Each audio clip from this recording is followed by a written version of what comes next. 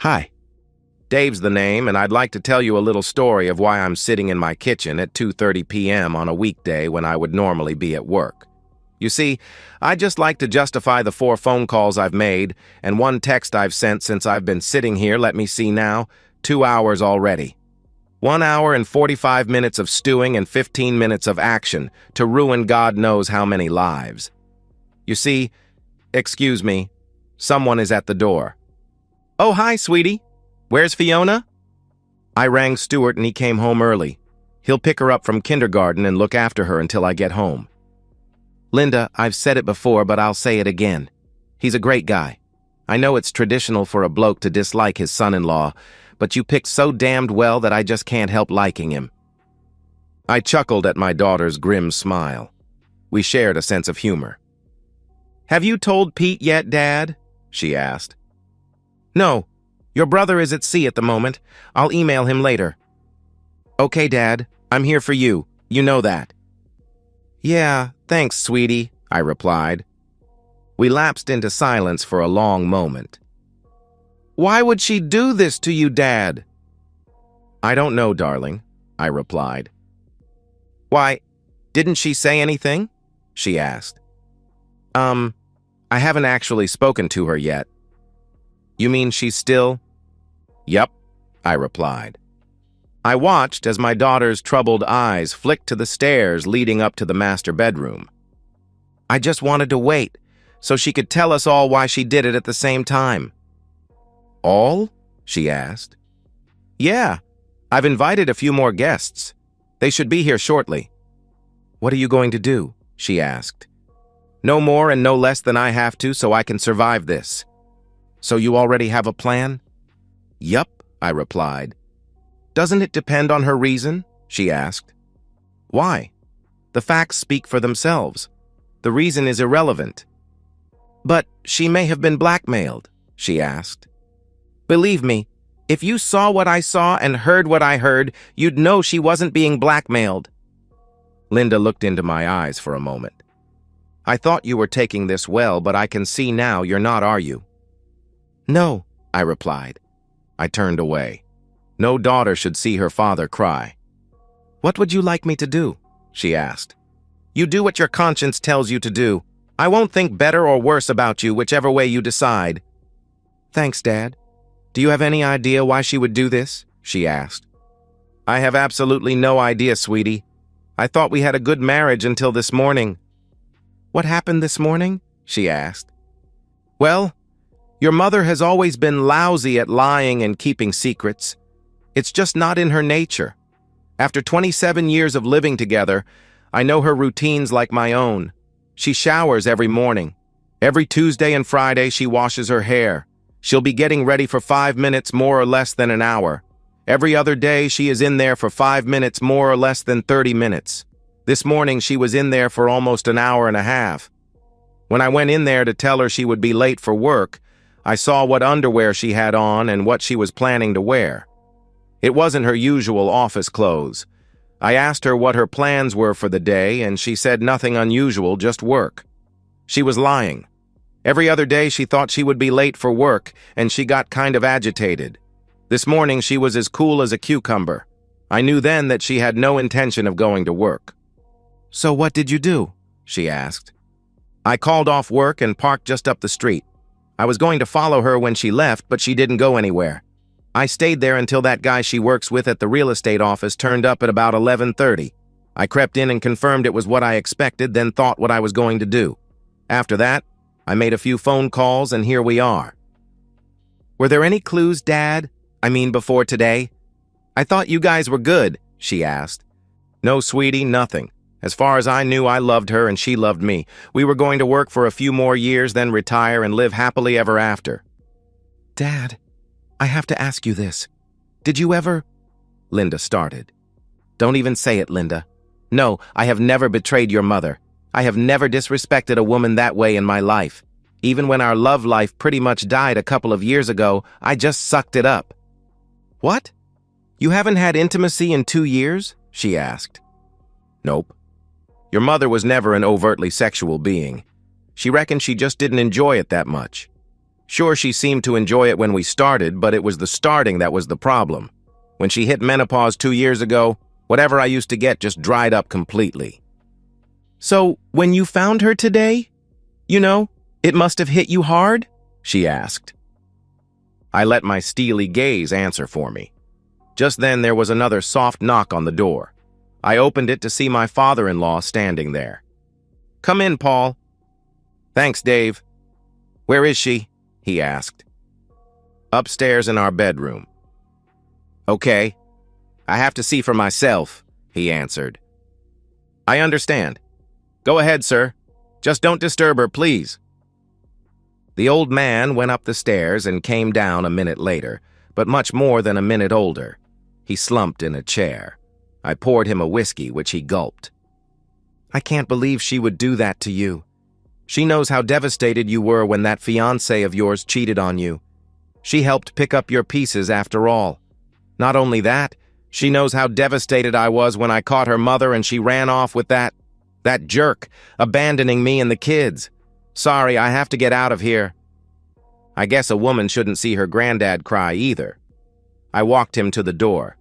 Linda made it like she was going to follow us, but I waved her back. I wanted the old guy to maintain what pride he had left. He stood on the porch and gripped my shoulders for support. "Do what you have to do, son, but nothing physical, okay? I couldn't stand by and see that."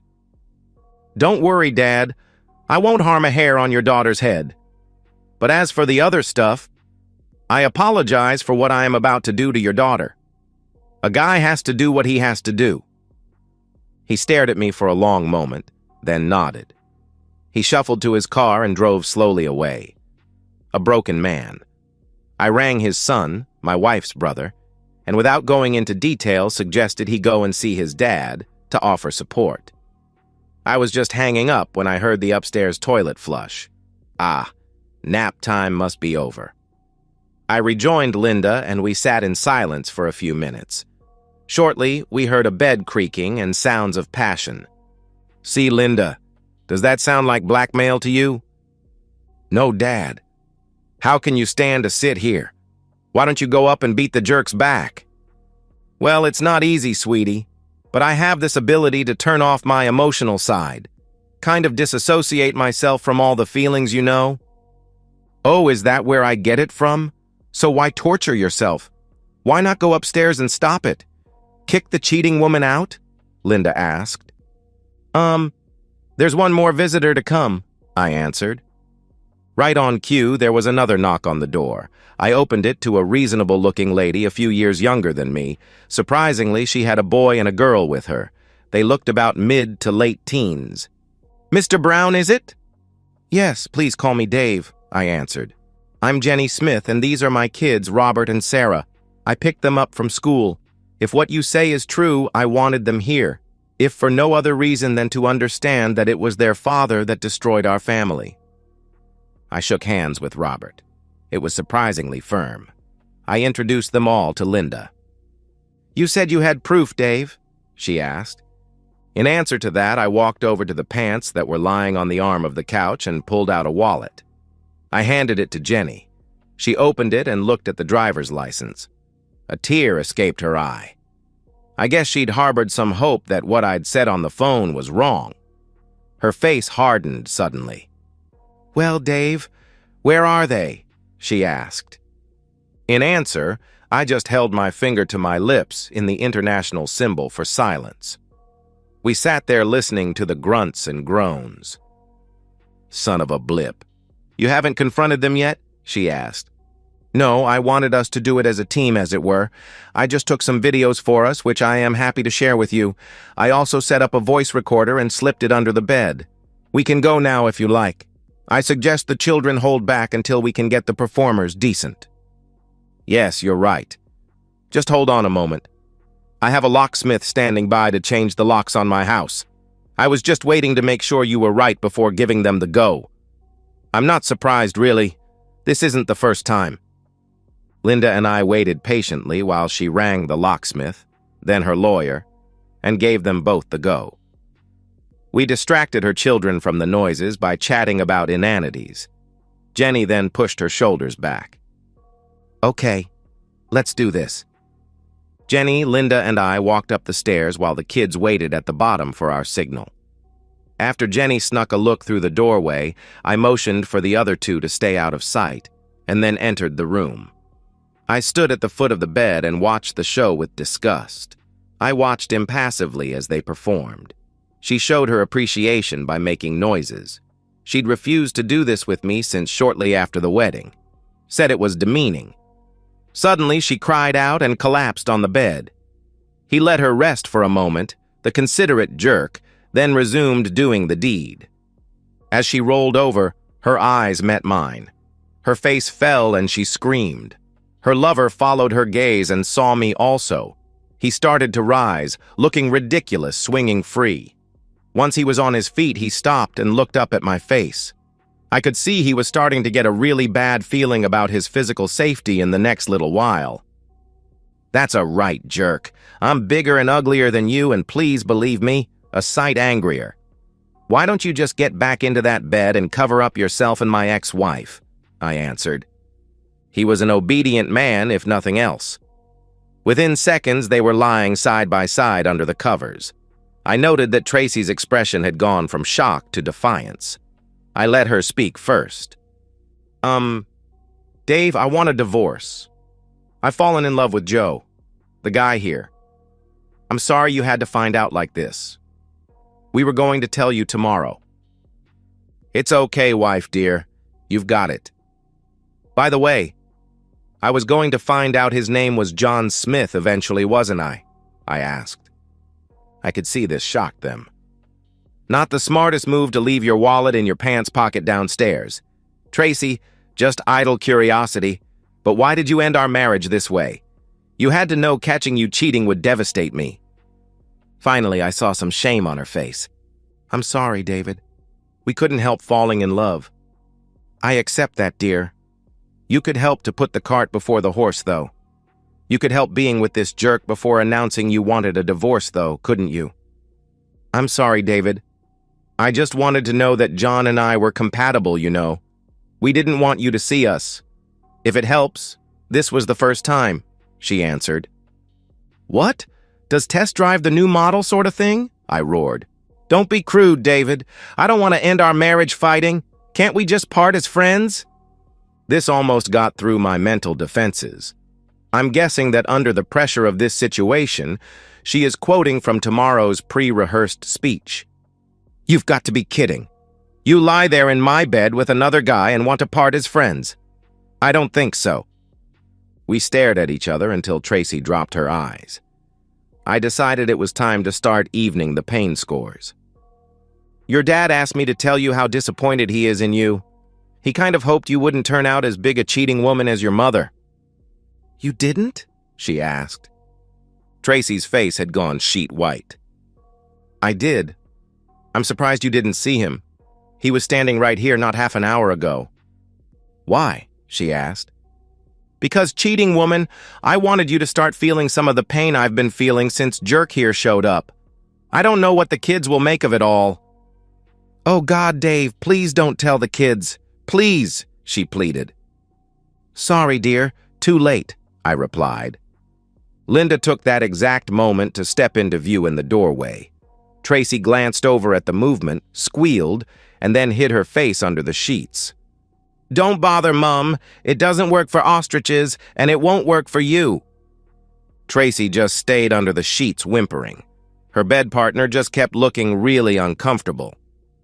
When Dad rang me, I gave you the benefit of the doubt. I just couldn't believe you would do this to him. I can see why he rang me now. If I hadn't seen it with my own eyes, I might have urged him to forgive you. But seeing you like this, I know that is never going to happen. Silence, apart from deep, racking sobs, was the only reply. Well, Mother, if you have nothing left to say, I'll say it all. We won't be needing you to babysit your granddaughter this weekend. In fact, if cutting you off from seeing her will keep her safe from your poisonous influence, then you can kiss goodbye to ever seeing her again. There was a pitiful, "No," from under the sheets.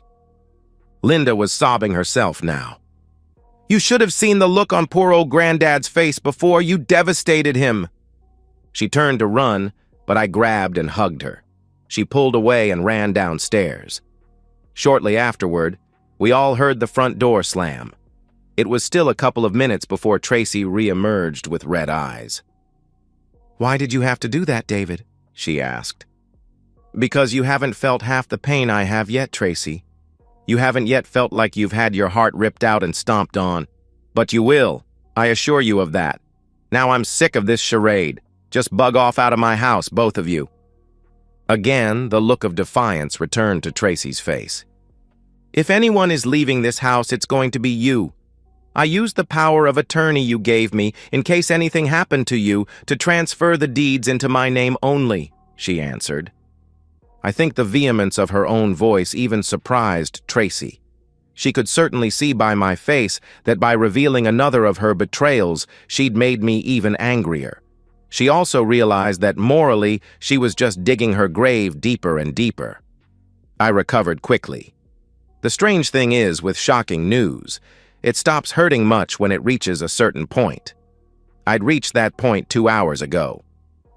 "How are you going to afford the mortgage, Tracy?" I asked. "You think we didn't work this out, David? With my pay and commissions plus John's, we'll cover it easily," she answered. "What pay is that, Tracy? Your boss, Mr. Johnson, said to tell you both you're fired. He would have told you himself, but apparently both of your phones are off. Good Christian soul that he is, took a dim view of 2 married jerks like you cheating in company time." "You didn't tell him, Dave. Tell me you didn't," she asked weakly. "Yup. Sent him some lovely photographs too," I answered. Tracy's bedmate finally found his voice. "How do you know I'm married?" he asked. "Driver's license, remember? Phone book, telephone, easy. Wife Jenny, about 5'6" pretty red hair. The children Robert and Sarah look like good kids.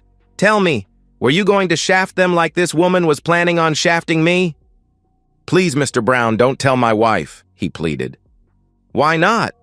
Haven't you finished draining all your bank accounts yet, in preparation for sailing off into the sunset with my wife?" "She was going to get the house. Just give me a chance to tell her gently, please. She doesn't deserve this. I still love her in my own way. She doesn't deserve to find out like this." "What? Doesn't deserve to find out like I did, you mean?" "Yes, you're right. Unfortunately, it's too late," I answered. I didn't need to turn around to know exactly when Jenny and her children stepped in the door. His face told the story. The expression was priceless. "Yes, it's way too late, my darling husband. I will be eternally grateful for Mr. Brown here bringing this to my attention. Just so you know, the video he is giving me should be enough to trigger the post-nup we had drawn up last time I forgave you." Tracy's head swung to look at her bed partner. In my disassociated state, I idly wondered why. Was it the fact that he was a serial cheater? Or was it the news that their financial plans were now scuppered? "The locks should have been changed on my house by now. If you want to stop by in the morning to collect your things, they will be in the dumpster I intend to hire this afternoon." Throughout this tirade, the unfortunate John had just looked at his own feet with an expression of horror. I found out later that it had been him that had initially seduced Tracy, but the test drive had been her idea. His plan had actually been to tell his wife and family the next day as well. He looked forlornly at his wife, then glanced briefly at his kids, but couldn't face them for long. Jenny was losing control, but rallied briefly. "Well, kids, if you ever wondered what a cheating woman looks like, then take a good look." Tracy cringed under their combined stare. Jenny grabbed the kids and stormed out. I walked to the bed and snarled to the cowering couple. "Just get out of my house. You have no idea of the rage I am feeling right now. I'll return in 2 or so hours. I want you both gone when I get back. Don't even think about trying to rip me off, Tracy. If you do, then your chances of living happily ever after, no, make that living period, will plummet from very, very small to non-existent. Understand?" One look at my face convinced them of the seriousness of what I intended. I ran after Jenny and caught them before they drove off. We agreed to meet at a coffee shop, which we did. We consoled each other and tried to lead the kids through the process to come. Robert proved to be mature beyond his years and helped comfort his sobbing sister. I really wish her father was here to see his daughter's pain. I gave Jenny my card and offered to help her with anything I could. We parted friends, I think. The next week was very hard. Yes, I can turn my emotions off in a crisis. However, that doesn't stop the pain, only defers it. Sure, I was busy with work and lawyers. They were very interested in my evidence, particularly the voice recorder I retrieved from under the bed. It had picked up fairly decent conversations where the two lovers had detailed the extent of their planning to snatch the majority of the marital assets of the two households. Tracy was justifying it as her right and because of my earning capacity. Sure, the assumption in divorces was an equal split, but my guy informed me that judges had the capacity to go away from this, and evidence of pre-planned skullduggery often swayed them that way. Linda insisted on hearing the recordings as well. We were both stunned by her mother's planned vindictiveness. Linda actually rang her mother for an explanation, but got nothing to convince her that it wasn't just pure evil. I put on a brave face for Linda and a brave voice for my son when he rang, but I was struggling. The weekend after the show, I got a very welcome call from Jenny. She was very happy to mow her own lawns, but had no idea how the mower worked. After some lessons on Sunday and doing some other small maintenance jobs, I was invited to stay for dinner. We were still chatting when the kids went to bed. Then things turned serious. "How are you traveling, Jenny?" I asked. "About as well as could be expected, Dave. Thanks for asking. I think I've been mentally preparing myself for this for years. Deep down, I knew it would happen again. My lawyers have discovered what he had planned for our finances and blocked it all. I couldn't believe the little jerk was going to leave us practically penniless. My lawyers are telling me that I'll get the house, child support, and alimony, plus 90% of the assets, thanks to your evidence and the post-nup." "Happy to be of service, Jen. Mine said something similar, but with only 50 to 70% of the assets," I answered. "He came around 2 days ago, begging. I think his lawyers told him the same things mine did, and the idea of being financially destroyed terrifies him. I told him to bug off. The only thing that worries me is the effect on the kids. Sarah is at an age where she can develop fine without a father, but I'm worried about Rob." I know Jen. At his age, a boy needs a good, strong male role model. I've been thinking about that. Can I volunteer for the job? I'd be honored to come into his life and help where I can. Jenny was silent for a long moment. I could see the conflict in her face. I know your ego must be a little fragile at the moment, Dave, so I don't quite know how. Don't worry about it, Jen. Support for Rob is all I'm offering at the moment, I replied. I could see the relief flood her face. We discussed details for a while. "How about you, Dave? Are you okay?" she asked. "I don't know, Jen. I'm still confused as all hell. I don't know what I did to make her hate me so much. Finding her with your John just emasculated me. It makes me doubt my own manhood. Was I so inadequate that... I just don't know. Destroying her relationship with her kids, her father, and probably our mutual friends, combined with getting her fired, just doesn't seem enough somehow. I still feel like only half a man." "Believe me, I know exactly how you feel, Dave," she answered. Jenny stared at me for another long moment, obviously debating what to say to herself. Finally, she continued, "You know what you have to do to reclaim your manhood, don't you, Dave?" Jenny was leaning towards me with steely eyes.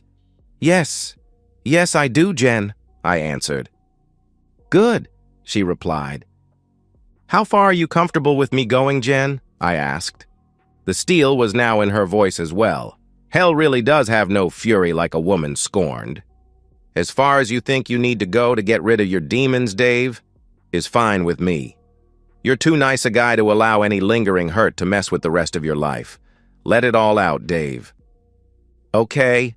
I'll need an alibi," I asked. "You'll have one, believe me," she answered. When she told me what she had in mind for an alibi, we both laughed for a long time. Boy, I needed that. We resumed talking. This conversation was only half over. "What about you, Jen? Do you feel you need some revenge on Tracy?" I asked. "Good Lord, no. I know what a smooth-talking little jerk he can be. Your poor wife didn't stand a chance. I almost feel sorry for her." We parted as friends, and she promised to talk to Rob about whether or not he was interested in helping to restore an old car I had. He was, and that set the pattern for the next 6 weeks. After school, he would come to my place and we would potter around. I used every opportunity to talk to him about my ideas of values, and we became firm buddies. After I took him home, it was a different matter. I used all my free time to spy on the happy couple.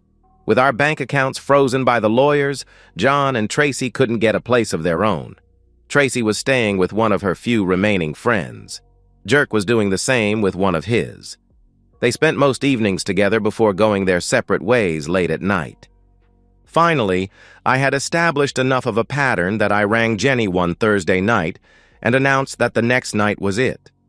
She arranged for the kids to go to her parents for the night.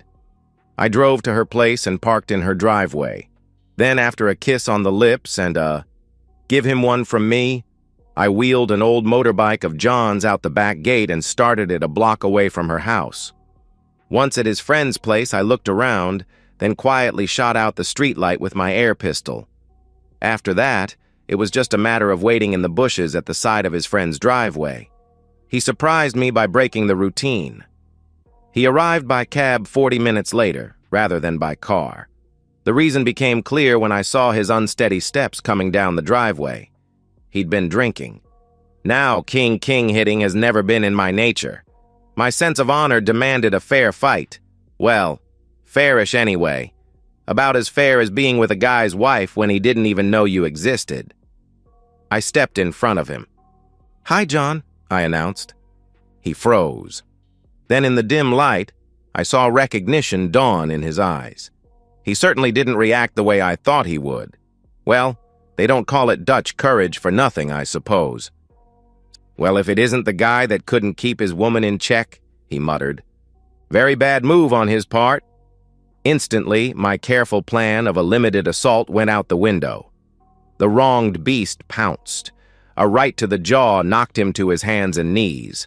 Then my memory got a bit hazy. From later reports, I think I kicked him in the ribs a few times and stomped on his kidneys and lower legs before lining a few well-aimed kicks between his legs. A few covers between 3 and 10, doesn't it? Luckily, my red haze lifted, allowing me to complete the last part of my plan. I lifted his unconscious form and dumped him in the middle of the road. Maybe the police would think he was another hapless hit-and-run victim. Maybe not. I walked back to the motorbike and rode to a shopping center. In the shadows, I changed clothes and dumped them, as well as my gloves, in a dumpster. Finally, I rode a block away from Jen's house and pushed the bike back. Jenny was expectantly awaiting my return and grilled me on how things had gone. She didn't seem that upset that I had overstepped my plan in my rage. Upset people don't normally grin like Cheshire cats. When she had every sordid detail, I excused myself to hit her shower and get rid of any potential evidence. I checked my knuckles for bruises. All good. My eyes were closed as I was rinsing my hair when I felt a cool breeze, then warm skin. A pair of arms encircled me from behind. "I thought you didn't want this?" I asked. "Screw what I want. You need this. You've taken the man, now you need to take his woman," she answered. I spun around and we kissed. Boy, I needed that. We finally broke apart.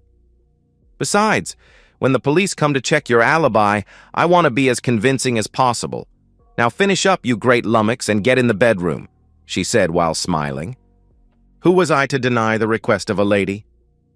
I awoke in the pre-dawn light as I felt her slip back into bed. She snuggled up to me. "I'm sorry, Jen. I was tired last night. I hope you weren't too disappointed." "If that was you in second gear, God help me if I ever get your third," she answered. "It looks something like this."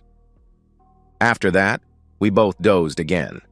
I awoke to breakfast and coffee being delivered.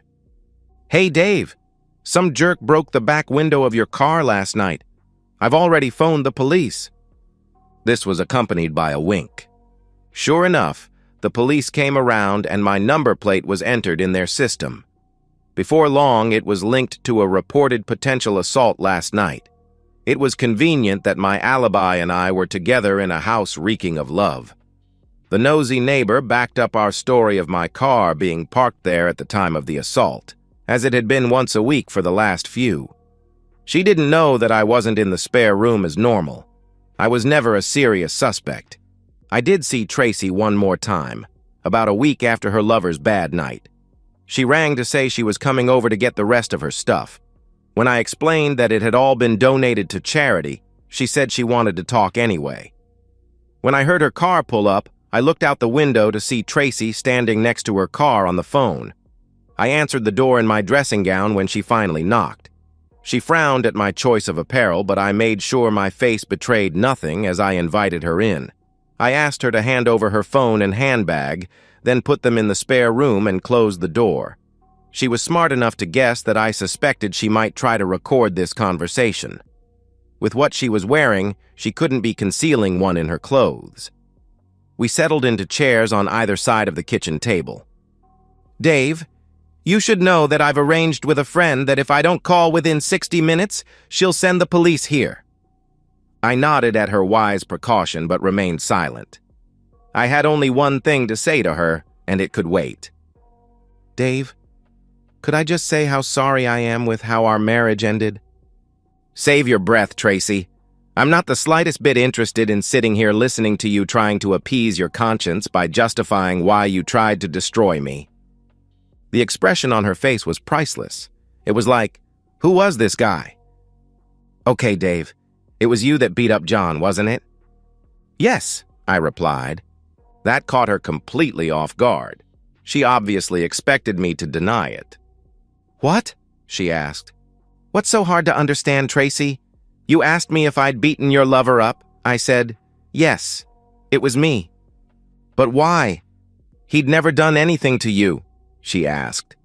"Come on, Tracy. Extramarital love can't have rotted your brain that quickly. When I saw you inviting him, it completely emasculated me.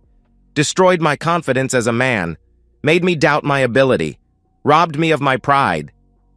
She was shocked. I'm guessing she'd never considered this aspect of what she'd done. That's what cheating does, you know. After a while, I realized I had two choices. I could end up a sad, lonely old man, like your dad, a loveless, vacant hulk, or I could fight my way out of the corner that you and your lover pushed me into. Does it really surprise you that I chose the man's option? The only option that would allow me to remain a man. Does it? Yes. I destroyed your boyfriend, and if I feel it necessary so that I can hold my head up high, then I'll do it again and again. You forced this showdown, Tracy. There can only be one survivor. To stop you and him from destroying me, I have to destroy you both."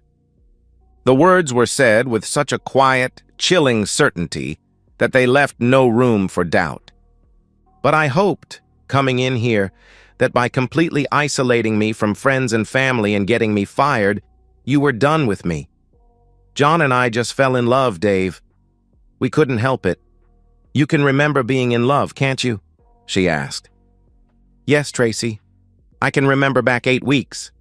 As I said that day, maybe it wasn't your choice to fall in love, but it was your choice what you did about it.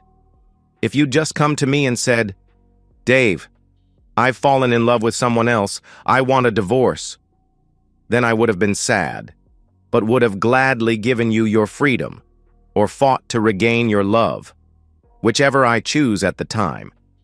By announcing your intentions the way you did, viciously and cruelly, you declared war on me, betrayed everything I stand for and everything I thought you stood for. What about now, Dave? Can you leave John and me in peace now you've had your revenge? She asked. Yes, I think I can. If only because I can't think of anything else to destroy.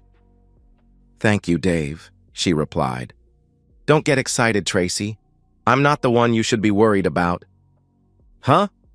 No, I've had my revenge on Johnny Boy. His wife hasn't started on you yet. If I were you, I'd look out for her. She's one mean lady, I can tell you. At that moment, a disembodied female voice came floating down the stairs from the master bedroom. Are you coming back to bed, Dave? You promised me 6 more a day and you're under budget. Who is that? She asked. Jenny, I replied. She ran, with me yelling a warning not to go to the police again. I climbed the stairs to a fully clothed Jenny. She held me until the tremors ceased. As for Tracy, she took off for places far away. I never tried to find or contact her ever again. Like I said, Dave's the name, and I feel great. I've read somewhere that some people who get revenge on someone who has wronged them find it a hollow experience. Shut up! It's the most effective cure for depression I've ever heard about. Forget it. Time to stop dwelling on the past. It's too negative. My new life awaits. Jen and I never became an item. We did use each other to relieve our frustrations fairly regularly, but there was never the necessary spark to go to the next stage.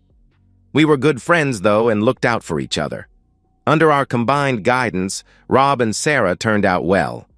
I backed off when potential boyfriends were around her, though, and stayed out of her bed until their relationship ended.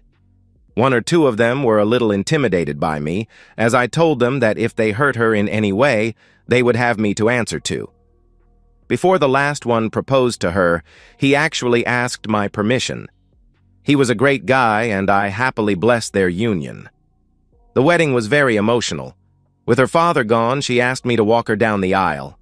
It was at the wedding that she introduced me to an old friend of hers who had flown in. With my Jenny and self-administered therapy complete, I was well balanced enough to have a normal relationship, and am now considering asking Jenny to give me away at my wedding. Well, why not?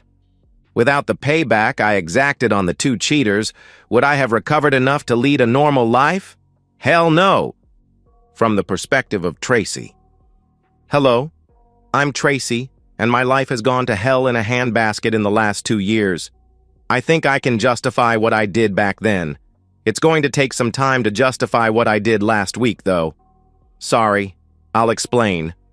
Looking back on it, my life with Dave was good. However, it had gone stale. The only thrill I had left was my first granddaughter. So when John started to show an interest in me, as a woman you know, I felt like a teenager again. He was attentive and caring, and what can I say? He swept me off my feet. I knew what we had was wrong deep down, but it just felt so damned good. Our relationship followed the normal pattern of conversations, to dates, to making out. I can't remember guilt ever being an issue. By the time we crossed the line and kissed, I already knew that I loved him and he loved me. We planned to leave our respective spouses and marry. A friend of mine, Carol, had been through a messy divorce and explained that her ex had taken control of all the assets at the outset and made it very difficult for her even to engage a lawyer. That's why John and I quietly seized control of everything. I didn't know how his wife would react, but I was fairly sure that my Dave wouldn't be happy. We'd often talked about what constituted cheating, and I realized I was going to be well over the line already before John and I made our announcement. I fully intended to give Dave whatever the courts demanded after the divorce.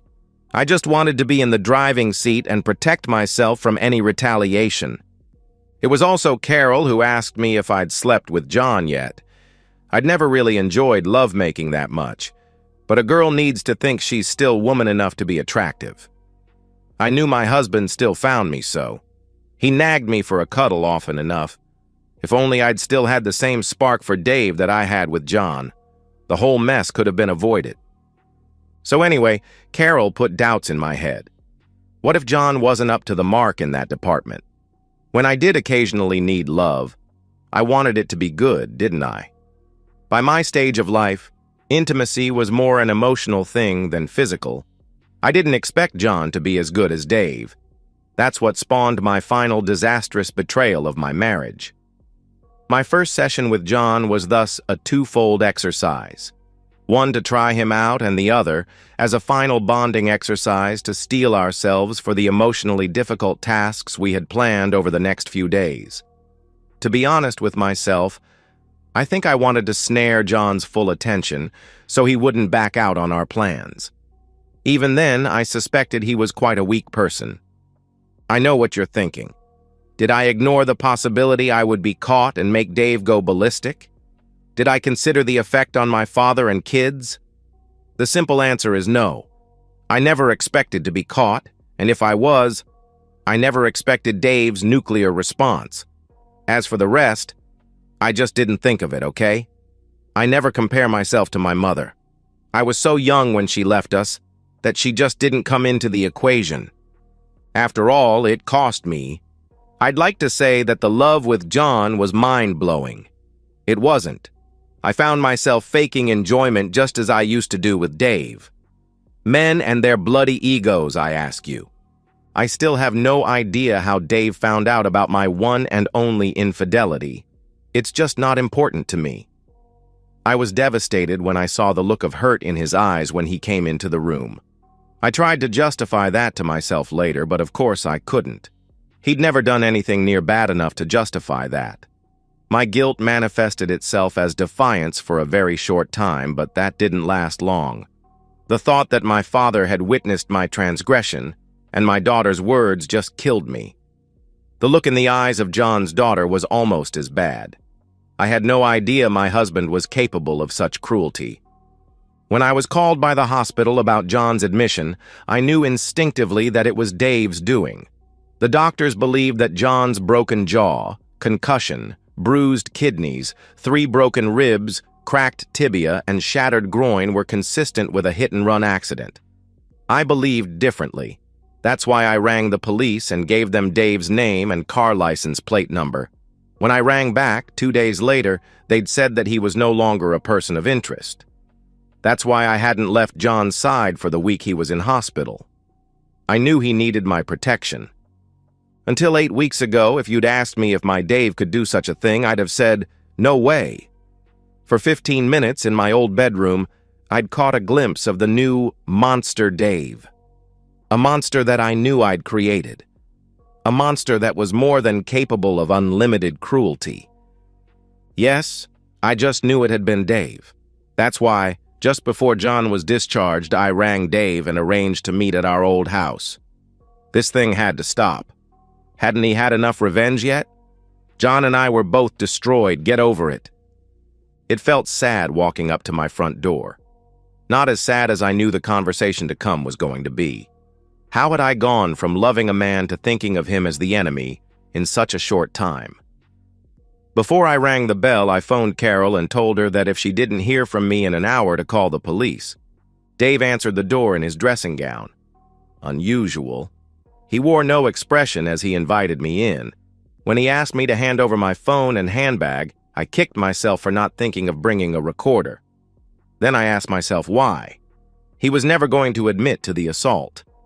I stared briefly at the stranger I had known for over 27 years. I did feel remorse for how our marriage ended. By explaining how I'd fallen, I hoped to ease his pain and maybe get him to back off a little. He shut me down as soon as I began, saying he wasn't interested in the why. His tone was harsh and his facial expression blank. Who was this guy? I didn't recognize the face or the voice. I was stunned when he blithely admitted to beating up John. When I heard his motivation, I could see exactly why he'd done it. Let's just say, it didn't ease my conscience any.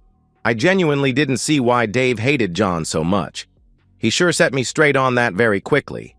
I suddenly realized how self-centered I'd become.